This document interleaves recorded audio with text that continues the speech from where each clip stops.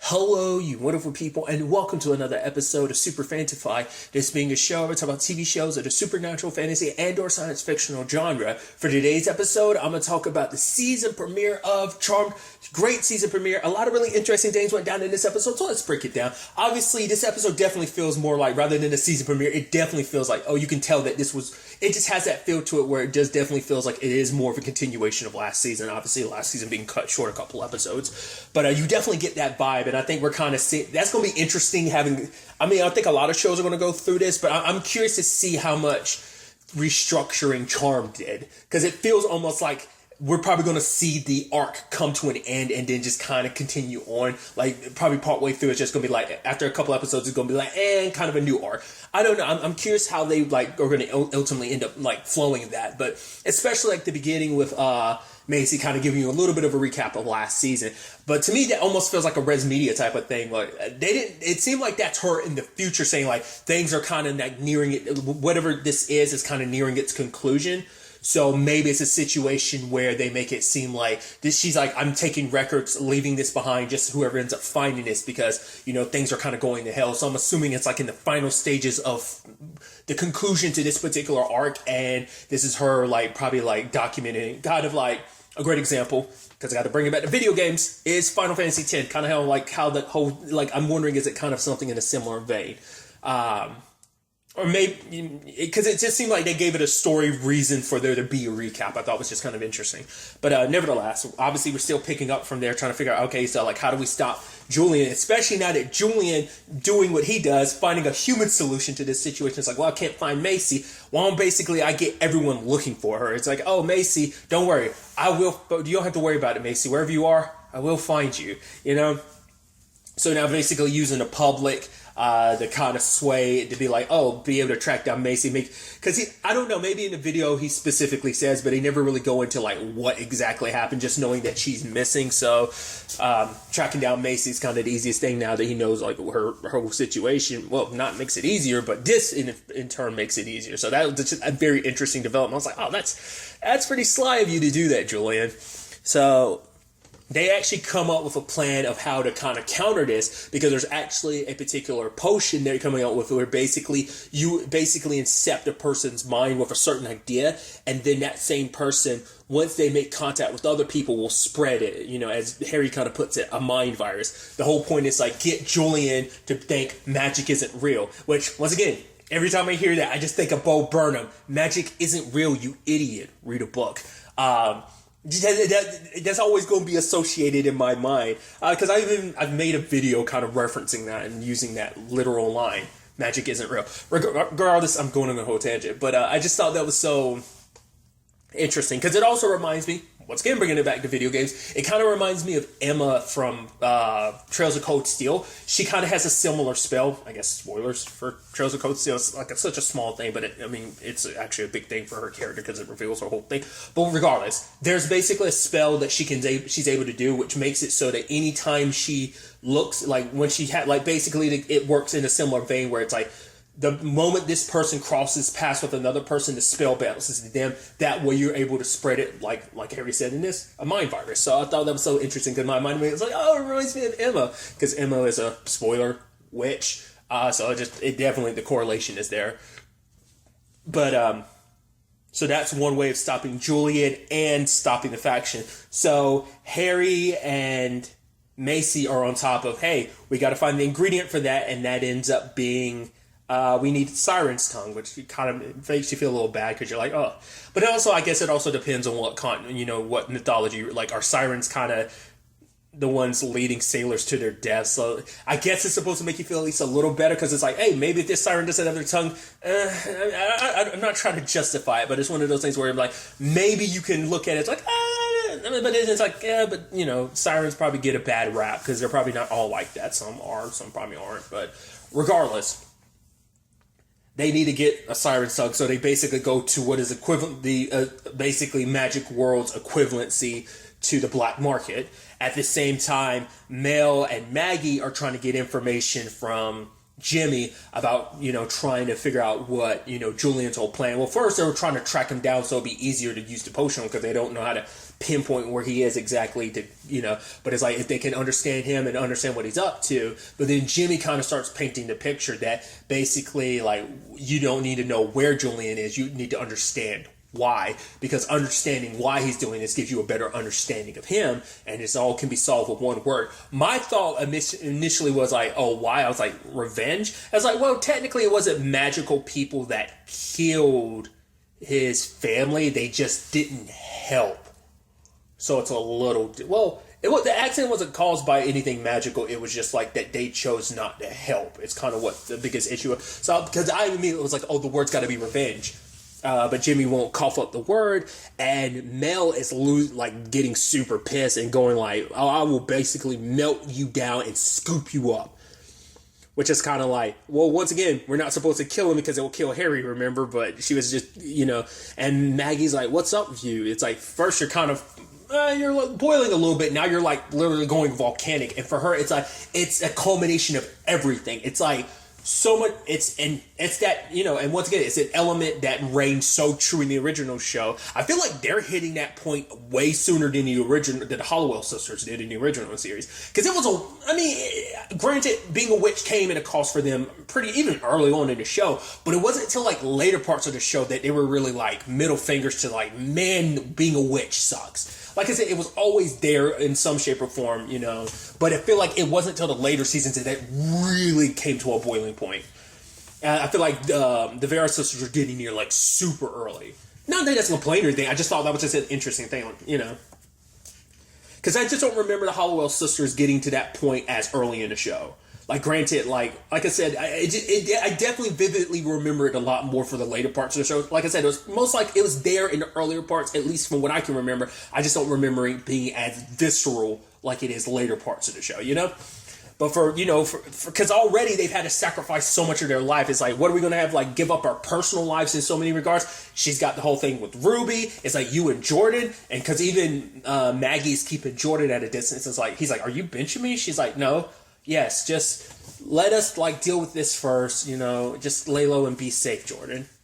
So, now, for Mel, it's a whole thing of, is this going to be the rest of our lives? I mean, look at where we are right now. We're in witchness protection, and, like, the fact is, are we going to, like, have to, like, stay with Vera Manor, be like essentially their tomb? Is like, are we going to be stuck here forever? Are we never going to be able to have any form of a normal life? Like, it's like our duty. It's like, yeah, but our duty it's a 24/7 thing. Like, that's all we do is fight and do the, it's like, while everyone else around us gets to live in ignorant bliss about what we do. I mean, sadly, that's the downside of being a hero. Like, no one, you have to make sacrifices, not just for the sacrifices you make are so that they can have a normal, healthy, and okay life, So that's that's always the drawback to being a hero. And, and Maggie trying to calm Mel down is like, you need to chill out, and inadvertently kind of incepted her feelings. And it's like, yeah, I am good. And just kind of full on. And it's like, wait, okay. Cause what the whole thing before was like, I want you to feel what I'm feeling. I'm blanking on it now. Cause I feel like cause even she was like, whoa.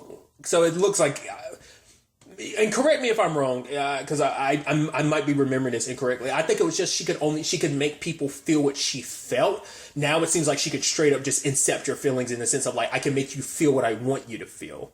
Which kind of goes along the same lines, but it's more like what I feel needs to transfer to you. Now she would straight up make you feel something that she's not feeling. It's just like, I can warp your feelings. Like, it makes sense. Empaths all about understanding, feeling what someone's feeling and know what they're feeling. So it makes sense for that to be a thing of you can actually, it's like someone who can read thoughts can eventually warp it to, controlling someone's mind. I mean, it's literally in the same vein.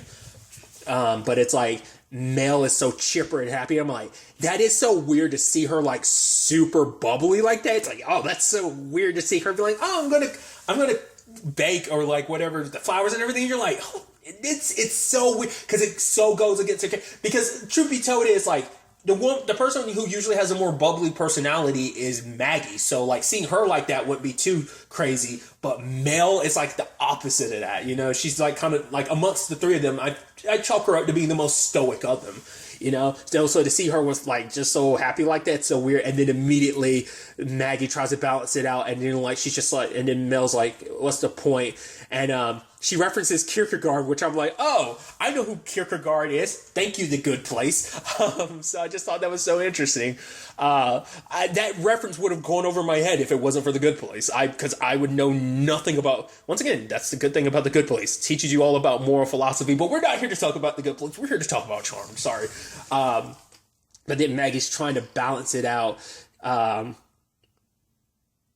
Because it's like, I get it, your despair and depression is kind of wearing down on me now. So it's like, hey, I try to balance it back out. And then it's like, oh, she's very hopeful, which in turn actually helped because it inspired them to go like, okay, so how do we handle the Jimmy situation? It's like, oh, do we accept him with hope? It's like, no, we actually give him hope. So there's that. At the same time, there's the whole thing with Jordan, which I thought was interesting because obviously getting help from Abby, who's getting drunk.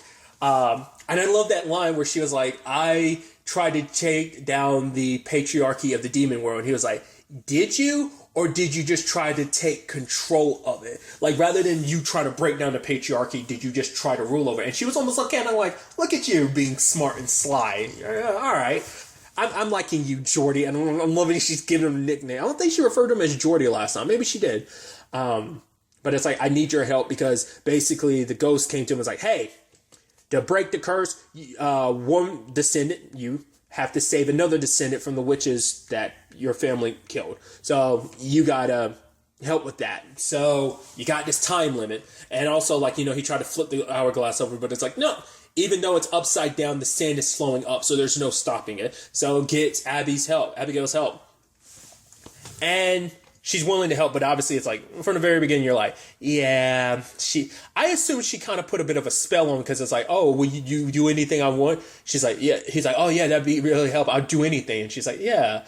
And because she was circling her finger around the glass. So that's why I was almost like, is she putting a little bit of an enchantment on this? It seemed like it, just like his response when he was just almost like, yes, almost like zombie-like. I was like, yeah, whatever you want. So they end up saving a member because it turns out she was being held by an ogre, which part of me was like, I don't still buy that. Part of me wonders does she say, like, is the person she took him to, it's like, in actuality, that was actually someone I had captured. She might know the demon, the ogre or whatever that had her, Eleanor captured. It might have been a thing of like, she knew what was up. That's why. Because it's like, why do ogres, it's like, I don't know, why do ogres do anything that they do? It's like, maybe he's kind of like, you know, big into collecting or something like that. Also, like her being trapped inside of a painting. So luckily they were able to save her. I even love the whole thing of like, yeah, this paint, you know, helps with these type of situations. You're able to kind of basically make the person escape. And even Jordan being like, does this come up that often that you literally know this? And it's like, she's like, honestly, it comes up a lot more than you think it would. And it was like, okay, I guess in a demon world, there's a lot of like stuffing people in paintings type of situation. But it's like, oh, Eleanor's free, but Abigail wants something from Jordan. It's like, he's like, not that. And she's like, oh, no, of course. She's like, it's not that. I guess I can understand why he immediately would think that's because, like, well, the whole her and Harry thing. But that's also because she legitimately liked Harry. Plus, there was, I think, the bonus benefit of just how much it messed with Macy. I think that was kind of an added bonus. But it was a legitimate because she liked Harry. But she's talking about, like, I need you to get a message to my sister, which Jordan's like, which I'm like, wait, did she ever bring up the fact this? Because I don't remember her ever talking about, maybe she talked about, I don't remember her ever mentioned, this might have been the first time she ever mentioned having a sister. Because I feel like that would have come up because, you know, Parker and everything, but maybe it's a sister even Parker wasn't aware of. I think that was the only, like, sibling conversation that ever came up last season, to my recollection. Maybe she offhandedly mentioned her sister, but still. I don't remember. But there's that side of things, which I'm like, oh, that's... But also, like, Jordan's, like, it seems like he's on the clock again. But I guess it's more so, like... Because I was wondering, it didn't look like the sand was dripping. But I guess it's like, well, you're not on the clock now. Like, it's like, now the sand's replenished and you'll get a sign letting you know later on when the time has come where it's time for you to save another. You're not backed against the wall, at least for now. The timer hasn't started again. It's being reset, but it hasn't started yet. So it gives them some breathing room. At the same time, there's the whole Macy and Harry situation where they go to the black market and run into that dude. I love the whole thing of him being like, I want, it's like, oh, what do we have to trade you? Harry's like, what do you want? Our souls or possess our bodies for a day? And the dude's like, what? No, you weirdo. I want worldly possessions. Like, what? And he wanted to trade shoes with Harry, and I love that. But obviously, between Harry and Macy was the awkward conversation about, oh, what were you secretly talking to Maggie about? It's like, well, Maggie being able to do what she does, well, I want to see if she can erase my feelings for you. So that now circling back to it is like, yeah, her powers probably already work like that. I just didn't remember them working like that last season. Like I said, that could just, I'm just, me and my terrible memory. I just didn't remember her powers working like that. So that's what makes me think like it always worked like that. I'm just misremembering. I'm probably only think about when they first appeared, when those powers of hers first developed. I remember that, making everyone feel what she felt. But maybe they did progress, and like I said, I'm just not remembering. But Harry wanted her to wipe away his feelings for Macy because it's that complicated thing of like, I'm supposed to be your white lighter, I'm supposed to protect you, and if I've got these feelings for you, like our feelings for each other means our decision making can be compromised. In his particular case, it's like mine is, because my first and foremost job as your white lighter is supposed to be to protect you, but for Macy, it's like you're also a man too. It's okay to feel like, because obviously it's like, it could be devastating, it could be complicated, but it's also like, that's what life is. Like, that it can be life can be full of hurt. It can be full of like some stumbles along the way, but that's just like, it's like, what are you going to do? Just deny yourself that aspect of your life? I mean, it's like we could die. It's like, well, yeah, but just because you have the fear of death doesn't mean you should stop living your life. That shouldn't be, And so that's just an interesting dynamic between them. Luckily, they were able to get the siren's tongue and make the potion. But it's like, nope. Luckily, because we were able to convince Jimmy, that we're able to get him a, new view where people see him differently, that he can get the fresh start he wants. They learn about Rosemary and her circumstances. And so that leads to the whole kidnapping Julian to a certain extent. And even him asking like, oh, was everything in our relationship a lie? Were you just using me from the beginning? And she's like, how could you even ask that? She's like, actually, I can understand why you would ask that. I mean, but that's a sad thing. Like, Macy was legitimately into you until she found out that she didn't know the truth about you until it came out that like, oh, you were involved in all of this. That's when things changed, obviously. But it's like, oh, what, did you cast a spell on me and stuff like that? It was like, no. But it's like, and it is that complicated thing of having to explain, because for him it's like why they do what they did. He's like, I've never heard anyone's like all the magical creatures you sacrifice, but for him it's like we're doing the greater good. I mean, granted, he has a selfish reasons for wanting to do it because it's about saving his sister first and foremost, but it's like all the good we can accomplish with this too.